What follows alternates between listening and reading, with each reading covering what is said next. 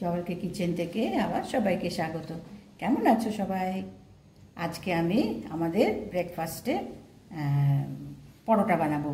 তা এটা হচ্ছে তোমার ময়দা আলু দিয়ে, এর নাম হচ্ছে রেশমি পরোটা। কেমন ভীষণ নরম সফট একটা পরোটা হবে। তো এর মধ্যে তোমার গিয়ে এই জন্য আমি এরকম এক বাটি আমি ময়দা নিয়েছি, আর এই ময়দার মাপের সঙ্গে দুটো আলু নিয়েছি। হ্যাঁ, আর কাঁচা লঙ্কা, ধনেপাতা এগুলো দিচ্ছি আমি পরে। এগুলোর মধ্যে বেশি কিছু মশলা না, সামান্যই মশলা পড়বে, কিন্তু খেতে খুব ভালো হয় আর একদম নরম সফট হয়। আর আজকে আমি ময়দা নিয়েছি, এটা আটাও নেওয়া যেতে পারে। অনেকে ময়দাটাও হেলদি মনে করে না, তো আটাটাও নেওয়া যেতে পারে। আজকে আমি ময়দা নিয়েছি। আর এই পরোটার সঙ্গে খাবার জন্য আমি দুটো সেদ্ধ আলু করে রেখেছি। এই সেদ্ধ আলুর একটা তরকারি বানাবো। তা এখানে আমি এখন তোমার এই আলুটাকে আমি একটু গ্রেট করে নিই। হাতে মাখলে পরে তোমার গিয়ে না সেরকম মানে মানে প্লেন হবে না, পরোটাটা যাতে বেলতে অসুবিধা না হয়, ওই জন্য আমি এখানে গ্রেট করে নিই দুটো আলু। ঠিক আছে, এবার আমি দেখো দুটো আলু গ্রেট করে নিয়েছি। এই এতটা ময়দা নিয়েছি, এক বাটি, মোটামুটি তোমার কি ফুল বাটি হয়নি, ময়দা নিয়েছি। যেমন প্রয়োজন সেরকম মাপটা নিতে হবে। তো আমার ঘরের মতন আমি মাপ নিয়েছি। এটা এই বাটির, এই দেখো মানে গলা বাটি আর কি। আর দুটো আলু নিয়েছি মিডিয়াম সাইজে। আচ্ছা, এর মধ্যে এবার আমি নুন দেব। নুন দিলাম। নুনটা আমি সবসময় বলি যে সাবধানে দেওয়া, কেননা বেশি হয়ে গেলে পরে তখন খুব মুশকিল হয়। আচ্ছা, এর মধ্যে একটু জিরে, একটু হাতে একটু করে জিরেটা একটু ঘষে দিলাম। জিরে, চিলি ফ্লেক্স,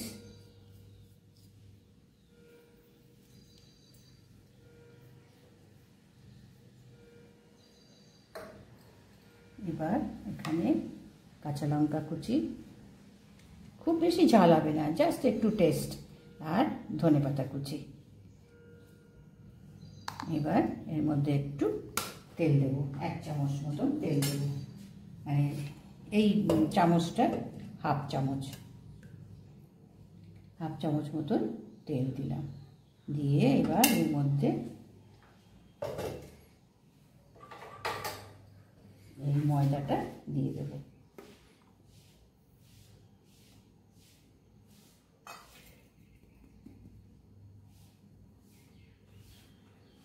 একটু চেলে নেওয়া, যাতে মেখে নিতে হবে আগে সমস্ত মশলাটা ময়দাটার সঙ্গে। এটা আলুটাও তোমার গিয়ে সেদ্ধ আলু, ওই জন্য প্রথমেই আগে জল না দিয়ে এই যে নুন, লঙ্কা, ধনেপাতা সব দিয়েছি, এগুলো একটু ভালো করে আগে ময়দার সঙ্গে মিশিয়ে নিতে হবে।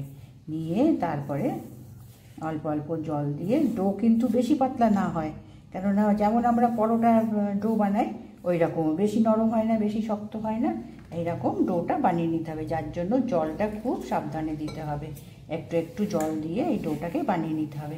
আমি ডোটাকে বানিয়ে নিই। এবার দেখো ময়দাটা আমি ভালো করে মেখে নিয়েছি। কেমন, এই দেখো বেশি তোমার গিয়ে নরম না, আবার শক্তও না। ময়দা একটু সফটই হয় আটার তুলনায়। তো এটাকে আমি সাইডে রেখে এর সঙ্গে আমি একটা তরকারি বানাবো। সেটাও তোমার গিয়ে সেদ্ধ আলু করে নিয়েছি, সেটা আমি গুছিয়ে নিয়ে এবার তরকারিটা বসাবো। এটা আমি সাইডে ঢেকে রাখি, এটা থাক। এবার পরোটার সঙ্গে আমি এই আলুর তরকারিটা বানাবো। আলুটা সেদ্ধ করে কেটে নিয়েছি। এটা তোমার গিয়ে মাখন গোলমরিচ দিয়ে, বাটার গোলমরিচ আলুর তরকারি। তো এখানে একটু একটু বেশি করে দিতে হবে, কেন এখানে তেল দেবো না। এই বাটারটার সঙ্গে এই আলুটা তোমার টস হবে, এই জন্য একটু বেশি আলু এই বাটার দিলাম। এবার বাটারটা গলে গেলে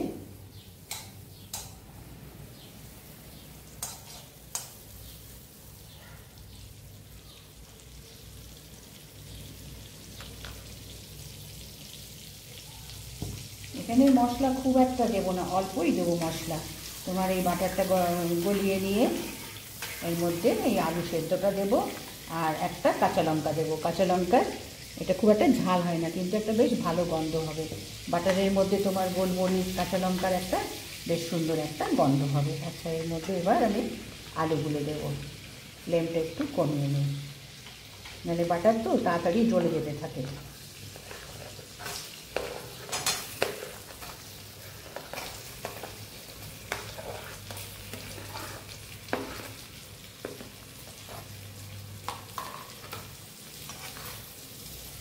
এবার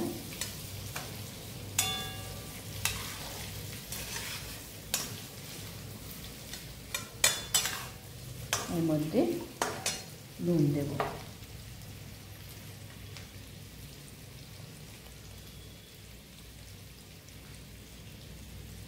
নুনটা খুব সাবধানে দিতে হবে, সবসময় আমি বলি যে নুনটা ভীষণ সাবধানে দিতে হবে। আচ্ছা, এবার আমি ফ্লেমটা বাড়িয়ে দেবো, দিয়ে এর মধ্যে এর মশলা হচ্ছে তোমার গোলমরিচ বাটার, গোলমরিচের আলুর শুকনো তরকারি। এই পরোটার সঙ্গে কিন্তু খুব ভালো লাগে খেতে।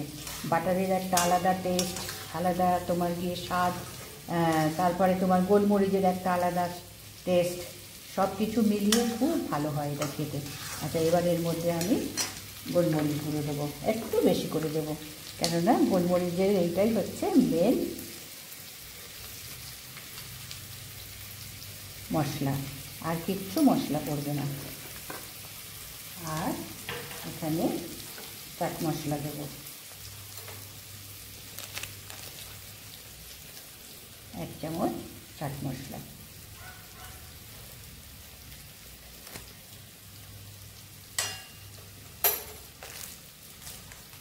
এবার এটাকে ভালো করে মিশিয়ে নিতে হবে। প্রথমে সিম করে ভালো করে আমি একটু মিশিয়ে নিই।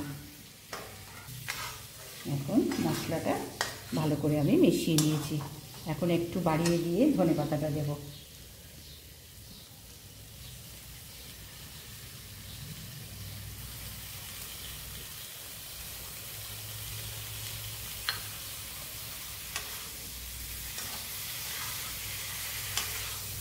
বাটার গোলমরিচের আলুর তরকারি, এটা কিন্তু তোমার রুটি পরোটা সবার সঙ্গে কিন্তু খুবই ভালো লাগে খেতে।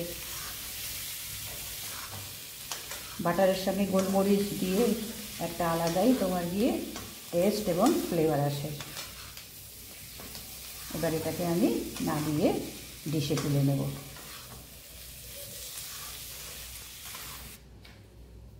দেখো, এখন আমি এটা ডিশে তুলে দিয়েছি বাটিতে। কেমন, এটা সাইডে রেখে এখন আমি পরোটাটা ভাজি। পরোটাটা গোছাবার জন্য আমি করে নিই, তারপরে ভাজছি।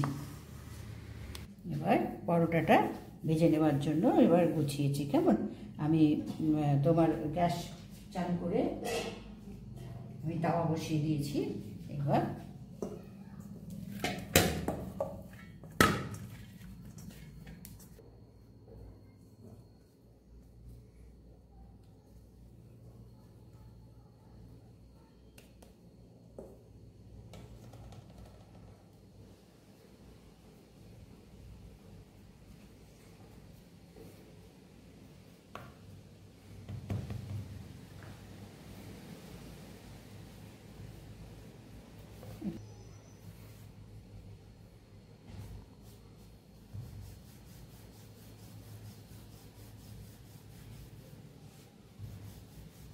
হালকা করে মিডিয়াম, খুব পাতলা করতে হবে না, যেমন আমরা পরোটা বানাই, কেমন ফোল্ডিং না, মানে এমনি গোল গোল যে আমরা পরোটাগুলো বানাই। দাঁড়াও দেখাচ্ছি কীরকম।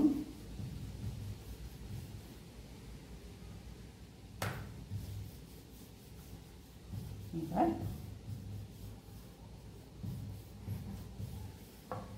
দেখো, দেখো এই যে কেমন। এবার তাওয়াটা গরম হচ্ছে, এবার এখানে তাওয়াটাতে দিয়ে হালকা করে এবার ভেজে নিতে হবে।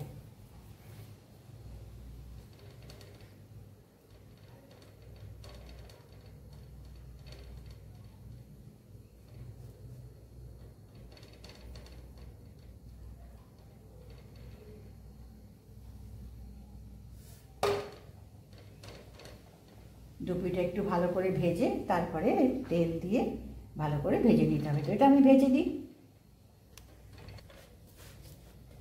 এবার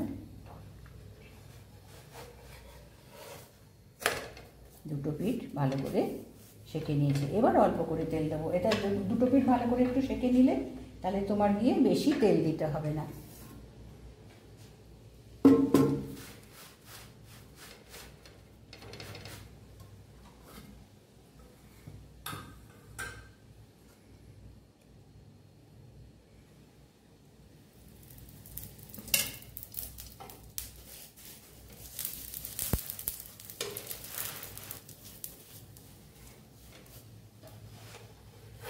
ওটা করে নিই।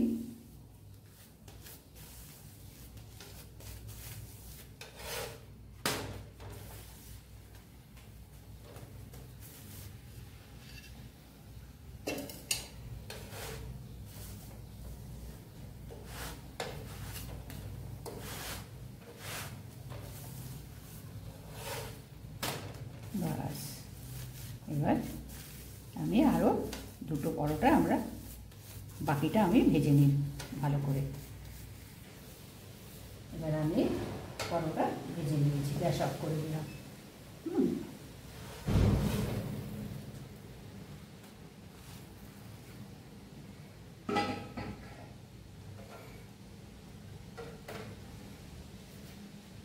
আমি যা মাপ নিয়েছি এরকম সাইজে, দেখো এরকম সাইজে 3টে পরোটা হয়েছে। কত সফট, কত নরম হয় দেখেছো। ঠান্ডা হয়ে গেলে পরে আরও নরম হয়ে যাবে। তো আমি এর সঙ্গে তোমার এই রেশমি পরোটার সঙ্গে গোলমরিচ বাটার দিয়ে আমি এই আলুর তরকারিটা বানিয়েছি। তো আজকে আমি আমাদের ব্রেকফাস্টে এটা আমি বানালাম। বা এটা তোমার গিয়ে যদি একটু দেরি হয়ে যায়, লাঞ্চের টাইম এসে যায়, তো এই পরোটা আর আলুর তরকারি এর সঙ্গে লাঞ্চ মানে পেট ভরা লাঞ্চ হয়ে যায়। তো দেখো মানে দুটোই একসঙ্গে হয়ে যাবে। একটু অনেক সময় একটু দেরিও হয়ে যায়। তো লাঞ্চ মানে প্রথমে ব্রেকফাস্ট তারপরে তো লাঞ্চ, তো একসঙ্গে বানিয়ে নিয়ে বড় বড় পরোটা আছে, তরকারি আছে, তো লাঞ্চের কাজটাও অনেক সময় সারা হয়ে যায়। তো আজকে আমি দেখালাম, দেখো এটা হচ্ছে রেশমি পরোটা। ময়দা দিয়ে বানিয়েছি, আটা দিয়েও বানাতে পারা যায়। তো ময়দা দিয়ে কি হয়, একটু দেখতে বেশ ভালো হয়, সাদা একদম ধবধবে সুন্দর এটা তোমার কি পরোটা। আর বাটার গোলমরিচ দিয়ে আলুর তরকারি তো খুবই ভালো হয়। তো আজকে আমি বানিয়ে দেখালাম। দেখো এগুলো ঠান্ডা হলে পরে একদম নরম মুলায়েম একেবারে, মানে পরোটাগুলো দেখো দেখো পুরো একেবারে ফোল্ড হয়ে যাচ্ছে, দেখেছো? দেখো একেবারে ফোল্ড পরোটা একদম। তো এটা আমি আজকে আমাদের জন্য বানালাম। তো দেখো ভালো লাগলে নিশ্চয়ই লাইক করো, সাবস্ক্রাইব করো, কেমন কমেন্টস করো যে বানিয়েছো কিনা বা বানাও কিনা এই সমস্ত খাবারগুলো। মাঝে সাঝে একটু ভালোই লাগে খেতে, তাই না? ছুটি ছাটার দিন